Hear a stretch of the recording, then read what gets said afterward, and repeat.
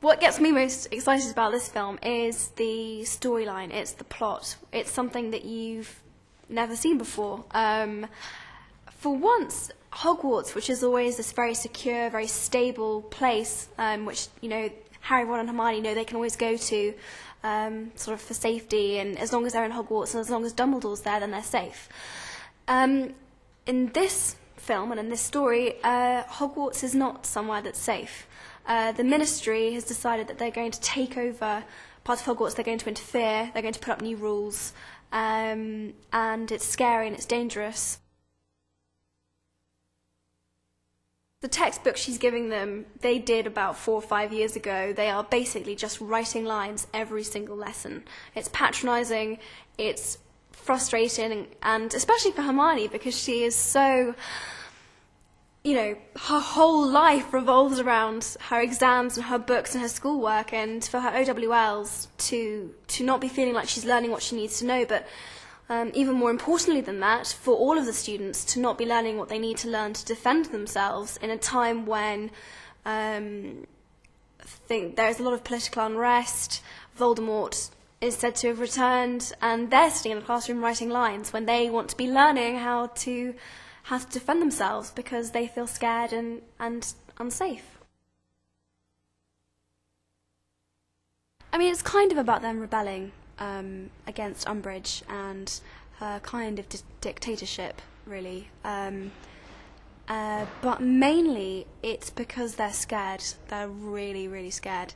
And they know that if they're not learning spells, if they're not being allowed to use their wands by Umbridge, then they're unable to defend themselves. And while the Ministry is in denial that Voldemort has returned, they are not. And they believe Harry, and they know that there's something dark and horrible and scary out there, and they want to be able to defend themselves. And Harry is an extremely talented wizard. He's obviously been through a lot. He's had a lot of actually real experiences against him, and so he's really valuable to them. It's the first time that she recognises that actually doing what you're told all the time is not really, I don't know, sometimes it doesn't quite work, and sometimes you can't always trust authority. You have to trust yourself and your own head, and so it's really cool that she really believes in herself, and in many ways she's a really big leader in this. She really she comes up with a lot of the ideas behind it. She's really, pushing Harry around, pushing Harry into it in a way, which is not good, but it turns out for the best. So yeah, it's a good story for Hermione. I actually think her confidence in many ways was slightly destroyed in the last one, but it's funny, she gets it back in this one, and it's quite well represented in a scene in the Room of Requirement.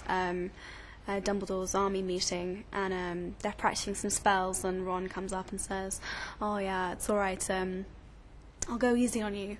And Hermione just, it's patronising, it's sexist, it's just everything that she is completely against, and just absolutely just takes him out completely and utterly. Just yeah, so it's a good girl power moment. It's a good regaining of her self-confidence.